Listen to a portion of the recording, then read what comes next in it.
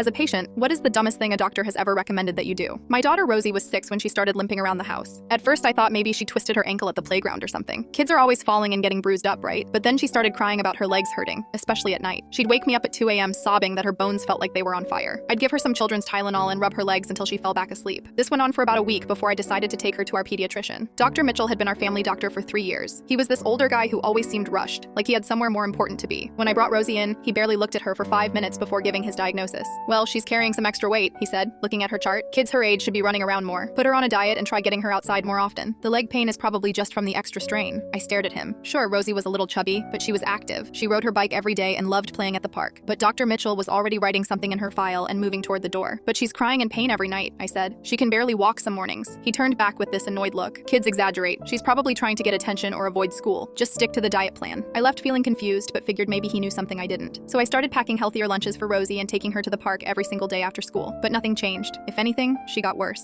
2 weeks later, Rosie couldn't even get out of bed without help. Her little face was so pale, and she kept saying her legs felt heavy. I called Dr. Mitchell's office and managed to get another appointment. This time he seemed even more irritated when I walked in. He didn't even examine her properly, just looked at her walking and shook his head. "You're overthinking this," he said. "Kids make stuff up all the time. She's probably learned that complaining gets your attention. Maybe she doesn't want to go to school." "She loves school," I snapped back. "Something is seriously wrong." He gave me this patronizing smile. "I've been doing this for 20 years. Trust me, if there was something serious, I'd catch it. Keep up with the diet and exercise routine." I walked out of that office furious, but second-guessing myself. Maybe I was being an overprotective mom. Maybe Rosie really was just being dramatic. That doubt lasted exactly 3 more days. I was at work when my phone rang. It was Rosie's school nurse, and her voice was shaking. "You need to get here now." Rosie collapsed during reading time. We called an ambulance. I drove to the hospital going probably 80 mph, my hands shaking on the steering wheel. When I got to the emergency room, they had already taken blood samples and were running tests. The ER doctor was this younger woman named Dr. Park, and she looked concerned. "We're going to do a full blood panel and some imaging," she said. "Has anyone checked her white blood cell count recently?" When I told her about Dr. Mitchell's diagnosis, her expression got really serious. 2 hours later, she came back with results that made my world stop spinning. "Your daughter has acute lymphoblastic leukemia," she said gently. "The leg pain was from pressure in her bone marrow. Her white blood cell count is extremely high." I felt like someone had punched me in the stomach. Leukemia, cancer. My 6-year-old had cancer, and that idiot doctor told me to put her on a diet. Dr. Park explained that the bone pain was actually one of the most common early symptoms in children with leukemia. Any decent pediatrician should have at least ordered blood work when a child complained of persistent bone pain. 3 days later, I marched into Dr. Mitchell's office with Rosie's diagnosis in my hand. His secretary tried to stop me, but I walked right past her into his office. "My daughter has leukemia," I said, slamming the papers on his desk. "The leg pain you dismissed as attention-seeking was her bone marrow being destroyed by cancer cells." For a second, he actually looked shocked. Then he shrugged and said, "Well, it's not like it was obvious.